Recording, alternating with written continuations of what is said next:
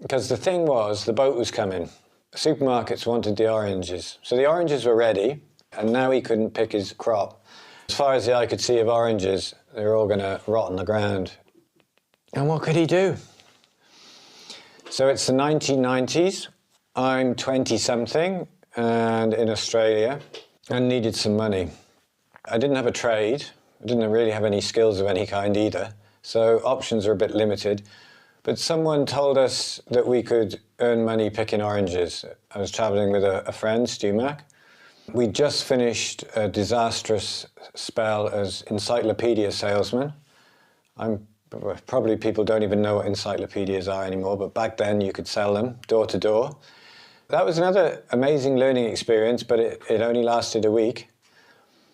So then it's on to orange picking, and we went to a town. I'm not sure if I should give the name of the town. Is it even a town? It was one street. I will. It's Wakery. It was called Wakery. It's probably changed a lot in the last, 30 years? What? Yeah, nearly 30 years. Time flies. Yeah, a quiet town, but we heard there was a lot of work there. And it's true, we showed up and we went to the job centre, which also doubled up as a post office, and it's where you paid for your fuel as well, and got jobs straight away. So what do you do when you get a job when you're in your 20s? You go to the bar. We asked around, there was only one bar in town, and when we got there we weren't sure if it was open or not. But I remember the noise of the door closing woke the barmaid up. Kind of a bit startled. Anyway, she kind of warmed up slowly, had a swig of something and lit a cigarette, and proceeded to tell us that there was a great buzz around the town. It was great news, wasn't it? That the boat was coming. So it's like, okay, whatever. And woke up in a caravan. Opened the door of the caravan, our bikes were leaning up outside, that was a good start. The caravan was in the middle of a field, under a tree, and there was a brick outhouse in the corner. And we hadn't been stirring long when someone was approaching us. "All right, boys, how you going?" he says. That's about as good as the accent will be, I think. And we just looked at him nonplussed, whoever this guy was. "It's Desi, guys. I own the campsite."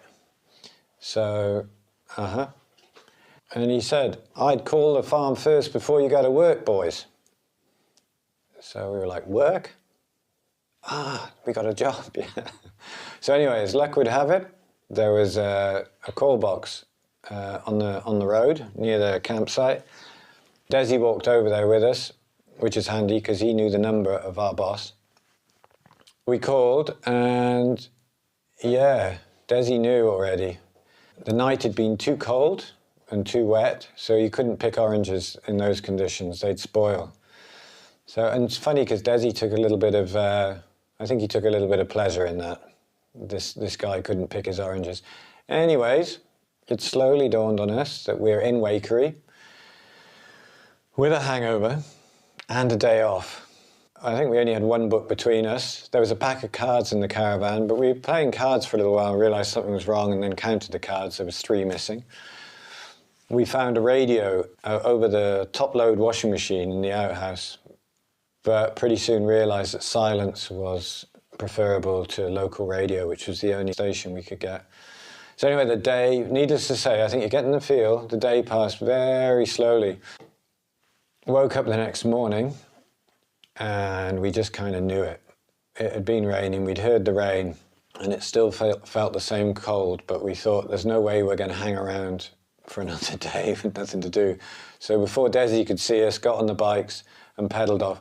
We got there a lot quicker than we'd been told. It was only 20 minutes, but then we realised 20 minutes to the gate, and it was another 20 minutes to get to the farmhouse. This was not a little orange orchard, this was fruit as far as the eye could see. And when we got to the farm, there was this man standing on the veranda of the main house. He's kind of scratching his palms and in tears, nearly. He's kind of shaking. It was the farmer. Because the thing was, the boat was coming. Supermarkets wanted the oranges. So the oranges were ready, And now he couldn't pick his crop. You know, as far as the eye could see of oranges, they were all going to rot on the ground. And what could he do? And there he was. He was at the end of this impossibly long chain of interdependence. Helpless, sort of on the end. Talk about the tail wagging the dog. And not only was it a long change of interdependence, everything was always changing. And now everything had aligned and it wasn't going to happen. So there's only so much of that we could take. And so we cycled slowly home, and they'd been cutting hedges during that day. And so we got a load of punctures until we just ended up pushing the bikes back. I remember sitting outside the caravan that night, fixing punctures under the moon, and just feeling so lucky that I wasn't a farmer and they weren't my oranges. And that really left its mark. I think I was a bit pissed at this stage as well, maybe. A Lambrusco was very cheap in Wakery. And so were the custard slices. There was a good bakery in Wakery. So, yeah, just remembering sitting outside there, just feeling lucky. So lucky I didn't own a farm. So lucky I didn't own a business of any kind. We were travelling by bike, just a little bag on the back of our bike, and that's all we needed. There we were, leaning up against our temporary home, a roof over our head. And it was just the simplicity of it, you know, that pleasure is simple, happiness is a feeling inside of your body, and yet we're always looking for it outside of ourselves in spectacular ways. It's probably the first time I'd considered that, you know, it wasn't about $1 million or owning a Ferrari. The moment you've got a Ferrari, you've got something, you've got to insure it, you've got to protect it, you've got to fix it, you've got to worry about it. Sure, you can enjoy driving it as well. And then you've got to work so hard to keep it, isn't it? So we woke up the next morning and it was warmer and it hadn't rained. So we got on our bikes early and set off as fast as we could. We wanted to go and help this guy out, you know. Today was the day he could pick his oranges. And when we arrived, there he was on his veranda, sleeves rolled up, big smile. He had a sort of grown-up voice today. And he was ready to go, full of the joys of spring. And it was like yesterday didn't happen. And I was, first of all, I was relieved to see he was still alive. And then I thought, is this resilience or So I was thinking, is this resilience or is this foolish, actually? You know, does he do this? Is this what he does every year? Is this his life? Shouldn't we learn our lessons? I don't honestly know what I would do in his situation. Perhaps as a child growing up, his grandfather or his father had a bumper harvest and he remembered the joy and the success. That's addictive, isn't it, success? And maybe he's just continually chasing that now. And power to him. Why not? I know in the UK and Ireland, a lot of farmers are selling up, finding it difficult. They're getting good money from property developers. They're spending the rest of their life sipping cocktails somewhere warm. Who can blame them? Meanwhile, the land's being built on, there's more flooding, and no one's growing any food. So it's difficult to know where all this is going to end. But let's get back to orange farming. Why would anyone do that to themselves? And probably success is the answer. Success feels good and we want to go back there, isn't it? But again, just before, in case I sound too judgmental, I just to be clear, I don't know what I'd do in his situation. And we all have a version of this, don't we? I mean, for me, it would be something like, I mean, I've enjoyed snowboarding a lot, and all you need to do is be on top of a mountain in perfect conditions, blue sky, powder snow, with your friends, and just making those turns, you know, coming down the hill. It doesn't get any better. But then we find we're constantly, that's the benchmark, and we constantly want to get back to that. And anything less than that isn't good enough. We kind of get spoiled. So we've got this snapshot, this idea in our head of how it needs to be or how we want it, and we spend our whole life sort of going for that imaginary, or maybe it's a memory, but we spend our whole life trying to hit that spot again, or for the first time, whatever it is. So it's like happiness or bust.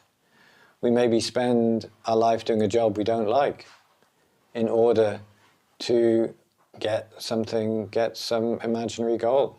And the thing about this kind of happiness is, does it satisfy? Does it satisfy?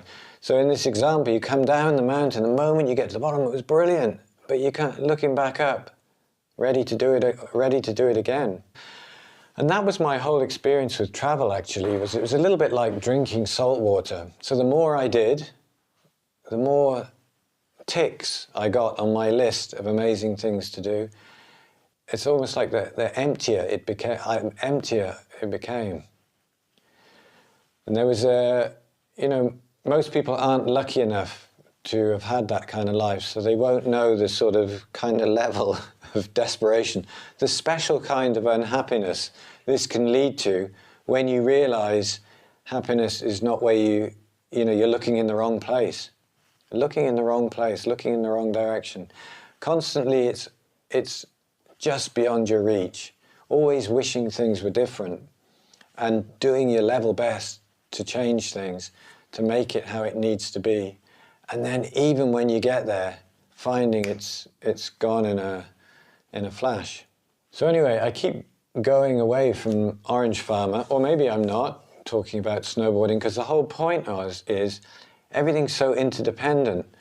So when we're looking outside of ourselves for happiness, we need all these different elements to come together to align in just the right way.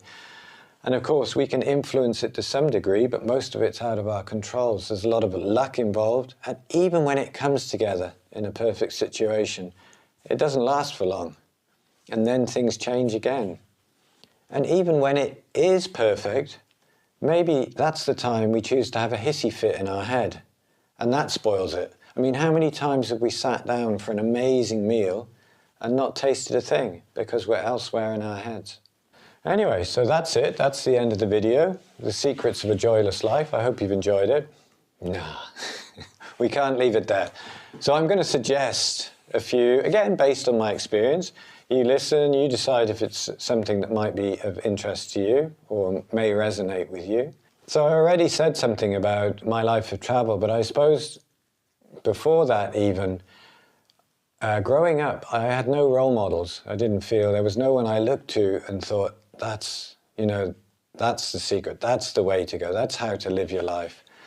And if you look, there's very few contented people, genuinely contented people in the world, isn't there? I mean, there are a few people on YouTube, I think they're called influencers, that pretend, or they film a few moments a few times a year, and this is me, and aren't I amazing?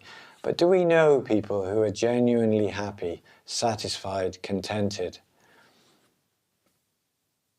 That was my experience, so I thought, okay, I need to go find something that'll give this life meaning, to make me feel fulfilled. Because I suppose one of the things is, I was quite uninspired, and so that's why I went traveling. We've all been on holiday, so we know what that's like. Instead of being sort of a grey existence, doing the same things every day, the same places, the same people, to actually go somewhere new. And what does that do? We see freshly. We're in the present moment, our senses are open, we're seeing, smelling, hearing, tasting. Everything's fresh. We feel alive. And then even when we face challenges, we sort of find the creativity or the openness to find solutions, and anyway it becomes a good story afterwards. Even orange picking can become a story. So traveling sounds great, and if you're lucky enough to go on a long enough holiday or to spend a few years traveling, working abroad, maybe you'll find that even that doesn't do the trick. It's wonderful, but there's this fundamental restlessness that is not addressed. So what to do?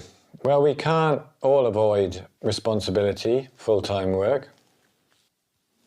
And from what I've been saying, even our pastimes, like my snowboarding example, can become like licking honey from a razor's edge. Is a traditional Tibetan example. How do you like that one? Licking honey from a razor's edge.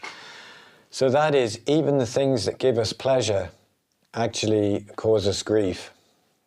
You know, like how much time do we spend? There used to be those car stickers, isn't it? I wish I was surfing. Or I'd rather be surfing. That's it. So in that kind of way, we're not happy unless we're doing our thing, unless we're doing our thing in perfect conditions with the right people on the right day. So how often are we going to be happy if that's our attitude, if that's our approach? So is there an alternative, first of all? Yeah, of course there is. I mean, one thing would be to limit our exposure, isn't it? So if you own a huge orange farm and you have one bumper harvest a year and you're depending on the success of your business on the supermarkets and the boats and the weather and your staff, your pickers, to show up on time and to be sober, then that's just a recipe to be miserable, isn't it? We can't control outer circumstances, can it? But we can have a lot more control over how we feel, how we think, how we react. So there's somewhere where we could make change. So for me, and this is just an opinion, of course, you decide for yourself, and I hinted at it already, sitting outside the caravan, having spent the morning with this farmer who was going crazy with the worry, and then just going back to a campsite and having nothing to worry about, having no responsibility, being free in that sense, being very present too. Hope you can hear the cats, they're still around. And just how the simplicity of that, and I didn't go looking for it, it's almost like when we stopped, when we sit back, it comes to you. And I'm not sure I like the word happiness actually, but so let's say satisfied or content. Because happy has this kind of peaks and troughs connotation. It's kind of loud and it's kind of excitable, agitating. But there's a contentment. If there's a contentment or a satisfaction, that's really where there's a stability in that, really. And I've proven this for myself anyway. Rather than waiting for a monumental shift, a change in my life that will improve circumstances, rather looking for simple pleasures. So instead of having one bumper harvest of oranges, you have many feasts during each day. And really for that, our mind needs to be a little calmer, our senses need to be open, we need to slow down a little, or even stop sometimes, and just appreciate a moment. Appreciate a sunrise, a rainbow, a flower growing in the pavement, a kitten playing, whatever it might be. And the bonus with this is it's free. It's just a case of having a habit of actually stopping, pausing, being aware, and appreciating what we already have, rather than always wishing for what's forever beyond our reach. And that's the fruition of meditation. See, we keep coming back to oranges. So the fruit of meditation is an undercurrent of well-being, a calmness, a stability, a clarity, and a fundamental well-being, which means the restlessness, this thirst or hunger for new experience is softened, and we can be content where we are. So these are just some ideas. If you'd like to know more about meditation and a gateway to meditation that works for so many people, using movement, using the breath, you can look in the description of this video. I like this expression, backyard adventures, isn't it? Where we begin to appreciate the world around us. We see impermanence and interdependence at play in common or ordinary situations. So we start to see the extraordinary in the ordinary. And it's much closer to home than we would think. So there's worldwide travel, backyard adventures, and meditation. Just keeps getting better and better. So it's right here. We just need to turn our mind. And the moment we come out of our head only into our whole body, we feel more space. And then if we're feeling the coming and going of the breath, then we're present. So spacious and present. And there's this wonderful sense of relief when that happens. And the relief builds or stabilizes and becomes joy. That used to be a word I wasn't comfortable using. But now I could just say, yeah, relief becomes contentment or joy or even joy. And the thing is, if we get used to those small moments, those little examples, then we recognize joy. So then we'll be more open to it in our everyday life. Because right now, it's like we're going to an airport to meet someone. We don't know what they look like. So it's just going to pass us by. So just practicing with little examples. And I don't think you can overdose on it. So it's like if the orange harvest does come in and everything goes well, you can still appreciate that too. Good luck and be well.